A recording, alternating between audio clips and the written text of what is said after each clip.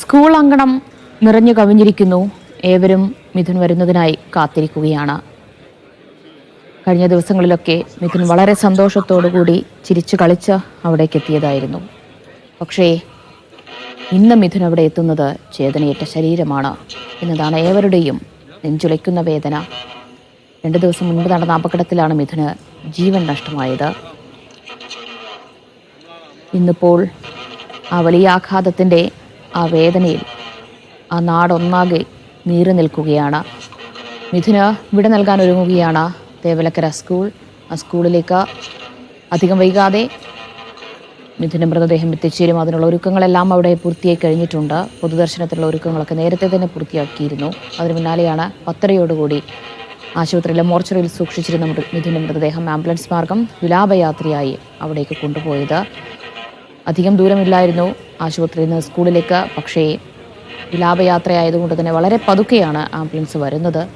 വിവിധയിടങ്ങളിലായി ഇതിനെ കാണാനായി നിരവധി പേർ കാത്തിരിക്കുകയും ചെയ്യുന്നുണ്ടായിരുന്നു. അപ്പോൾ അവിടെയൊക്കെ നിർത്തി പതുക്കെയാണ് ആംബുലൻസ് വരുന്നത്. അതുകൊണ്ടാണ് ഇത്രയധികം വൈകുന്നത് എന്നാണ് നമ്മൾ മനസ്സിലാക്കുന്നത്. എന്തായാലും ഏവരുടെയും മുഖത്ത് ആ ദുഃഖം തളം കെട്ടി നിൽക്കുന്നത് നമുക്ക് കാണാൻ കഴിയുന്നുണ്ട്.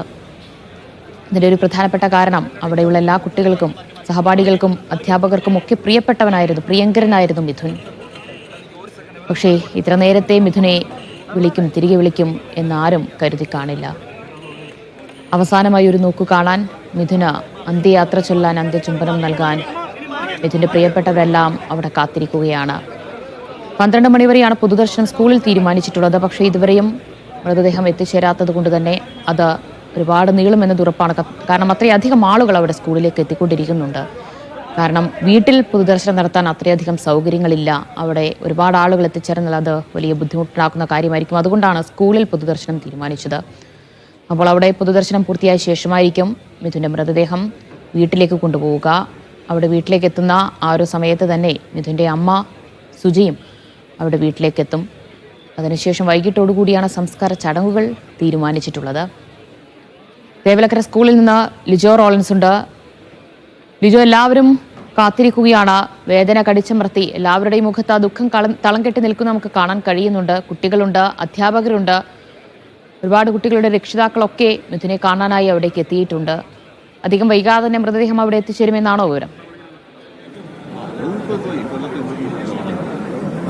അധികം വൈകാതെ, അതായത് ഈ സ്കൂളിന് തൊട്ടടുത്തുള്ള ഒരു ജംഗ്ഷനിലേക്ക് ഇപ്പോൾ മൃതദേഹവും വഹിച്ചുകൊണ്ടുള്ള വിലാപയാത്ര എത്തിയിരിക്കുന്നു എന്നുള്ളതാണ് കൂടെയുള്ള ആളുകളിൽ നിന്നും മനസ്സിലാക്കാൻ കഴിഞ്ഞത്. അങ്ങനെയാണെന്നുണ്ടെങ്കിൽ ഇനി അധിക സമയമെടുക്കില്ല, ഉടൻ തന്നെ ആ വിലാപയാത്ര സ്കൂളിലേക്ക് എത്തിച്ചേരും. കാര്യം നിരവധിയായിട്ടുള്ള 100 വാഹനങ്ങൾ ആ മൃതദേഹത്തെ അനുഗമിച്ചുകൊണ്ട് വരുന്നു എന്നുള്ളതാണ് മനസ്സിലാക്കാൻ കഴിഞ്ഞത്. ഇപ്പോൾ സ്കൂളിൽ ഒരു അനൗൺസ്മെന്റ് നടത്തുന്നുണ്ട്. അതായത് ഈ മിഥുൻ്റെ വേർപാടുമായി ബന്ധപ്പെട്ട ഈ കാര്യങ്ങളിൽ സ്കൂൾ ഒരുക്കിയിരിക്കുന്ന ക്രമീകരണങ്ങളും ആളുകൾ പരമാവധി തിരക്ക് കൂട്ടാതെ നിൽക്കണം എന്നുള്ളതും അധികം ഉടൻ തന്നെ മൃതദേഹം സ്കൂളിലേക്ക് എത്തിച്ചേരും എന്നുള്ള രീതിയിലുള്ള ഒരു അനൗൺസ്മെന്റ് സ്കൂളിൽ തന്നെ ഇപ്പോൾ നൽകുകയും ചെയ്യുന്നുണ്ട്. അപ്പോൾ അതിനനുസരിച്ച് ആ മൃതദേഹം വഹിച്ചുകൊണ്ടുള്ള ആ വാഹനത്തിനുൾപ്പെടെ ഇങ്ങോട്ടേക്ക് കടന്നു വരുന്നതിന് വേണ്ടിയുള്ള വഴി ഒരുക്കി നൽകണം എന്നുള്ള രീതിയിലാണ് അത്തരത്തിലുള്ള ക്രമീകരണങ്ങളാണ് പോലീസ് ഉദ്യോഗസ്ഥർ ഉൾപ്പെടെ ഇടപെട്ടുകൊണ്ട് ഇപ്പോൾ ചെയ്തുകൊണ്ടിരിക്കുന്നത്. അങ്ങനെയാണെങ്കിൽ മിനിറ്റുകൾക്കകം തന്നെ ഇവിടേക്ക് എത്തും. 5 കിലോമീറ്റർ വരുന്ന ഒരു ദൂരം കവർ ചെയ്യാൻ എടുത്തിരിക്കുന്ന സമയമെന്ന് പറയുന്നത് 1 മണിക്കൂറാണ്. അതായത് 10:30 ആശുപത്രിക്ക് മുന്നിൽ വെച്ച്, ശാസ്താംകോട്ട താലൂക്ക് ആശുപത്രിക്ക് മുന്നിൽ വെച്ച് അന്തിമോപചാരം അർപ്പിച്ചതിന് ശേഷം ആ വിലാപയാത്ര പുറപ്പെട്ടത്. ഇപ്പോൾ 11:30 ആകുന്നു. 1 മണിക്കൂർ എടുക്കുന്നു ഒരു 5 കിലോമീറ്റർ ദൂരം സഞ്ചരിച്ചെത്താനെന്ന് പറയുമ്പോൾ തന്നെ എത്രത്തോളം ആളുകളുണ്ടെന്ന് മനസ്സിലാക്കാം. സ്കൂളിലും 100 കണക്കിന്, ഒരുപക്ഷെ 1000 ഈ സ്കൂളിന് ഉള്ളിൽ തന്നെ 1000-ലധികം ആളുകൾ, പുറത്ത് അതുപോലെ റോഡിൻ്റെ നിരവധി, അതായത് പോലീസ് പരമാവധി ട്രാഫിക് ക്രമീകരണങ്ങളൊക്കെ ഒരുക്കിക്കൊണ്ട് ഒരു വശത്തേക്ക് മാത്രം വാഹനങ്ങളെ മാറ്റി ക്രമീകരണം ഒരുക്കുന്നത്. സ്കൂളിലെ ഗ്രൗണ്ട് ഉൾപ്പെടെ വാഹനങ്ങൾ പാർക്ക് ചെയ്യാൻ ഒരുക്കുന്നത്. സ്കൂളിലെ ഗ്രൗണ്ടിൽ തന്നെ നിരവധി ആളുകൾ നിൽപ്പുണ്ട്. റോഡിൻ്റെ ഇരുവശങ്ങളിലും 100 കണക്കിന് ആളുകൾ നിൽപ്പുണ്ട്. ഇപ്പോൾ കൂടുതലായിട്ടുള്ള വിദ്യാർത്ഥികൾ ഉൾപ്പെടെയുള്ളവർ ഇവിടേക്ക് കടന്നു വരികയും ചെയ്യുന്നുണ്ട്. അപ്പോൾ അത്തരത്തിൽ ക്രമീകരണങ്ങൾ സ്കൂളിൽ ഒരുക്കുന്നതിൻ്റെ ഒരു പ്രധാന കാരണമെന്ന് പറയുന്നത്, നേരത്തെ വിജിനൊക്കെ പറഞ്ഞതുപോലെ തന്നെ വീട്ടിൽ പൊതുദർശനം അധികം സമയം വയ്ക്കുന്നതിന് വേണ്ടിയോ അല്ലെങ്കിൽ അതിനുള്ള വലിയ രീതിയിലുള്ള ക്രമീകരണം, അല്ലെങ്കിൽ ആ ഒരു സ്ഥല പരിമിതി വീട്ടിലുള്ളത് കൊണ്ട് തന്നെ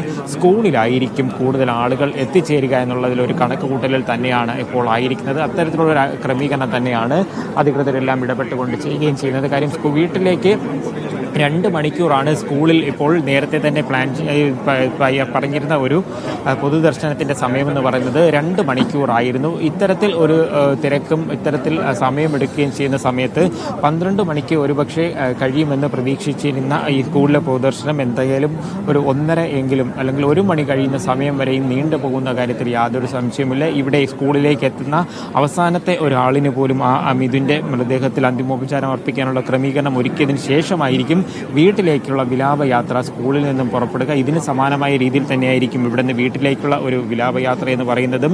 നിരവധി അതായത് വാഹനങ്ങളുടെ ഒരു അകമ്പടി ഇപ്പോഴത്തെ ഒരു വിലാപയാത്രയിൽ തന്നെ നമുക്ക് നോക്കിയറിയാം. ജില്ലാ ഭരണകൂടത്തെ പ്രതിനിധീകരിച്ചുകൊണ്ട് ജില്ലാ കളക്ടറുണ്ട്, ഒപ്പം തന്നെ MP ഉണ്ട്, സ്ഥലം MP ആയിട്ടുള്ള കൊടിക്കുന്നിൽ സുരേഷ് ഉണ്ട്, കുന്നത്തൂർ MLA ആയിട്ടുള്ള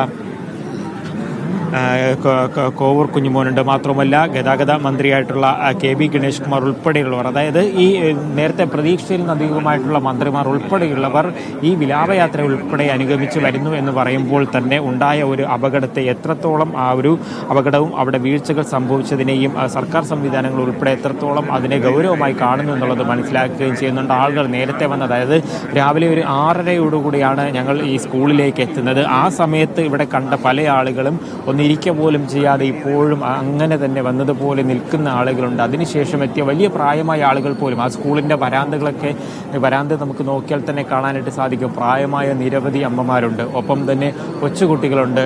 ഈ മിഥുന് അറിയുന്ന, അതായത് മിഥുനുമായി പരിചയമുള്ള ആളുകൾ, തൊട്ടടുത്ത ആളുകൾ, അത്തരത്തിൽ നിരവധിയായിട്ടുള്ള ആളുകളാണ് ഈ സ്കൂളിലേക്ക് ഇപ്പോൾ ഒഴുകി എത്തിക്കൊണ്ടിരിക്കുന്നത്. നമുക്കിപ്പോൾ കാണാൻ കഴിയുന്നത് താഴത്തെ ഒരു നിലയിൽ മാത്രമാണെന്നുണ്ടെങ്കിൽ ഇതിന് മുകളിലത്തെ നിലകളിലും അത്തരത്തിൽ കുട്ടികൾ വലിയ രീതിയിൽ നിറഞ്ഞു നിൽപ്പുണ്ട്.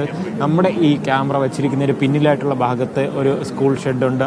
അവിടുത്തെ വരാന്തയിലും 100 കണക്കിന് ആളുകളാണ് നിറഞ്ഞു നിൽക്കുന്നത്. ഇവരെല്ലാം ഇവിടേക്ക് എത്തിയിരിക്കുന്നതിൻ്റെ ഒരു കാരണമെന്ന് പറയുന്നത് തങ്ങളോടൊപ്പം അല്ലെങ്കിൽ തങ്ങൾക്കറിയാവുന്ന, തങ്ങൾക്ക് പരിചയമുള്ള, തങ്ങൾ കണ്ടിട്ടുള്ള മിഥുനെ അവസാനമായി ഒരു നോക്ക് കാണുക എന്നുള്ള ഒരു